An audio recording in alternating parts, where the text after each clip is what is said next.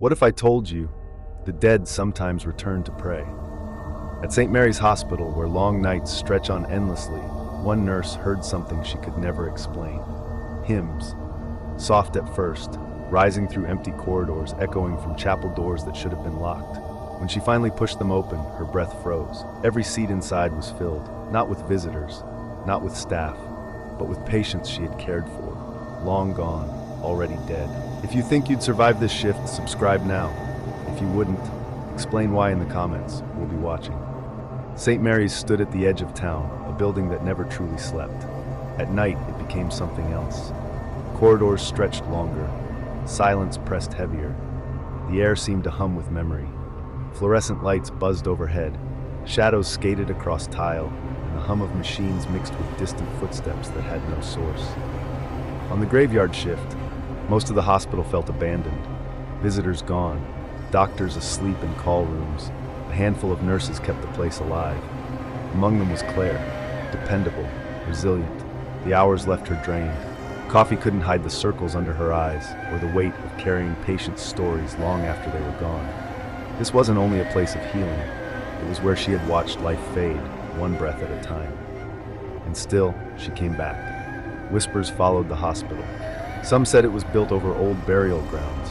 Others swore they'd seen figures in the windows when no one should have been inside. Every nurse had a story. Claire had heard them all. One always stood out, the chapel. Small, dim, tucked near the heart of the building. By policy, it was locked each night. Even locked, people claimed to hear voices inside. Old hymns carried through the vents, low and mournful. Most called it imagination. Claire knew better. She had heard it before. Tonight, it would return. The night crept on. Claire walked her rounds, clipboard in hand, shoes clicking against the floor. Routine, supposed to be ordinary. From behind her came the faint squeak of wheels, slowly, reluctantly. The sound of a wheelchair. She turned, expecting an orderly. The hallway was empty. The wheels rolled closer, then stopped. The chairs were locked in storage after hours. There shouldn't have been one. She turned the corner and found an empty wheelchair by the wall, facing her. She pushed it back toward storage.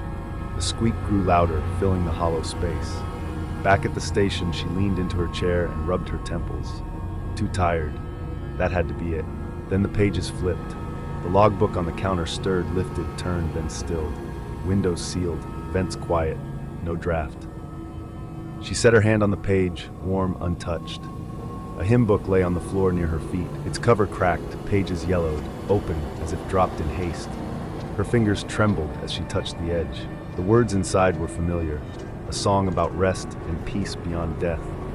The air shifted, subtle at first, then colder than it should have been. Breath fogged in front of her. This wasn't just too cold, this was wrong. The hairs on her arms lifted. She forced herself to walk the corridor again. Each step felt heavier, maybe exhaustion. The easy answer. But her footsteps echoed louder, almost as if someone matched her stride a beat behind.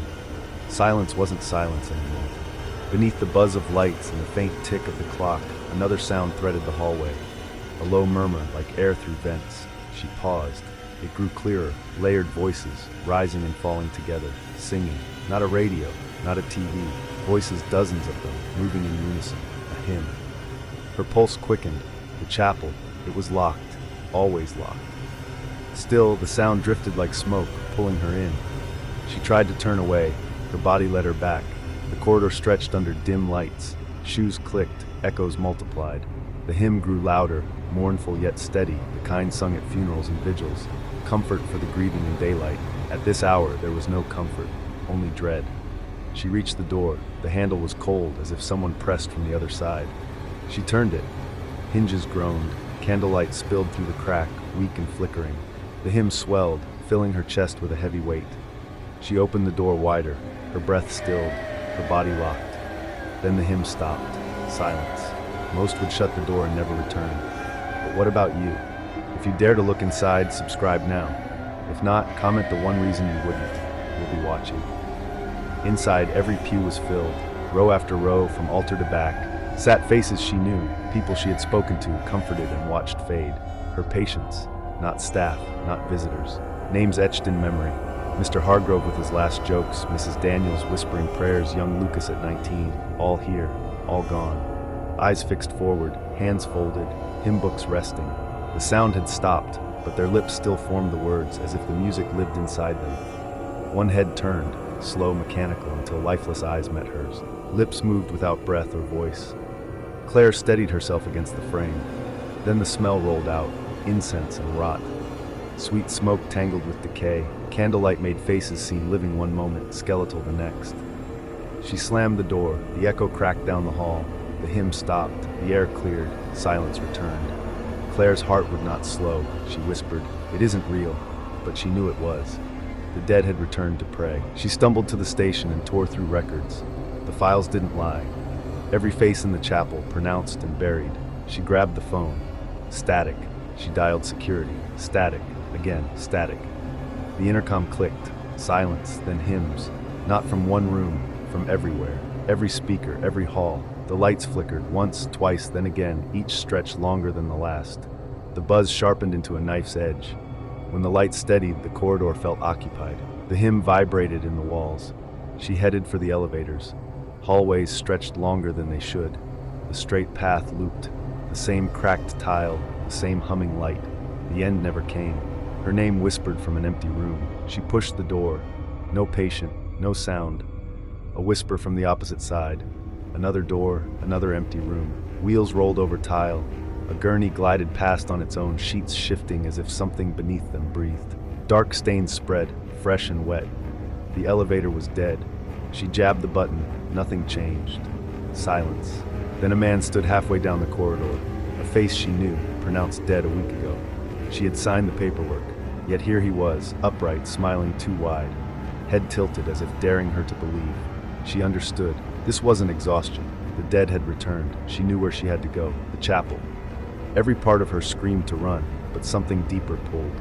The handle burned with cold. Inside, the pews were empty. The air was heavy with candle wax. At the altar lay old hospital records, folders yellowed with age. Names upon names, each followed by the same word, deceased. She read them, Hargrove, Daniels, Lucas. Then she froze. At the bottom, written faintly, a final name, Claire. Her pulse hammered. "I'm alive," she whispered. The record said otherwise. The chapel wasn't a memory room. It prepared the living to join the dead. It had prepared her. Most would shut the folder and run. But what about you? If your name appeared on that list, would you keep listening? Prove it. Subscribe now. If not, tell us why you'd walk away. We'll be watching. She fled. Every door she opened brought her back to the chapel. The building folded in on itself. At the station, the clocks agreed on one time, 3 a.m. Watches, wall clocks, all of them. Time refused to move. She wasn't escaping, she was trapped. The chapel called her by name. The doors stood open. Shadows clung to the corners. Candles burned that hadn't been lit a moment earlier. A tall figure in black robes waited at the altar, the hood its face, its gaze pressed on her like weight.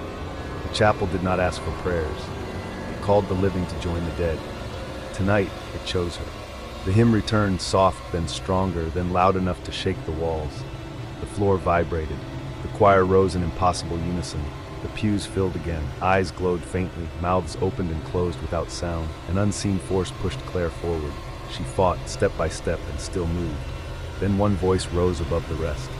Familiar, her mother, gone for years, singing her name inside the hymn. The words changed. No longer rest and light. Her name replaced the verses. Claire, again and again a command. She covered her ears. The sound lived behind her eyes. At the altar, her name darkened on the page, ink turning bold and final. The hymn peaked. Her name no longer sat only in the records. It lived in the song of the dead. She prayed, ragged, stumbling, begging for mercy. The hymn cut out, candles died. Silence fell like a verdict. The chapel emptied, the records vanished. She ran to the lobby. The front doors would not yield. Beyond the glass, the world dissolved into fog. Street lamps glowed faint and distant. The road was gone. Her reflection stared back, pale, tear-streaked, hollow-eyed. She slid to the floor against the locked doors. The fog swallowed everything. She was not leaving. Not tonight. Perhaps not ever.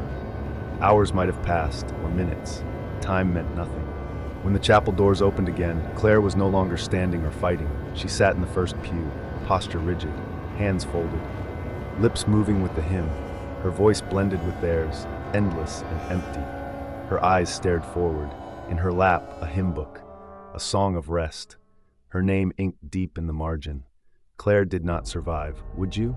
If you'd face the chapel, subscribe now. If you wouldn't, tell us why in the comments. We'll be watching. And if you ever work a night shift in a hospital, listen closely. If you hear a hymn drifting through the empty halls, don't open the door. Once you do, you may never leave.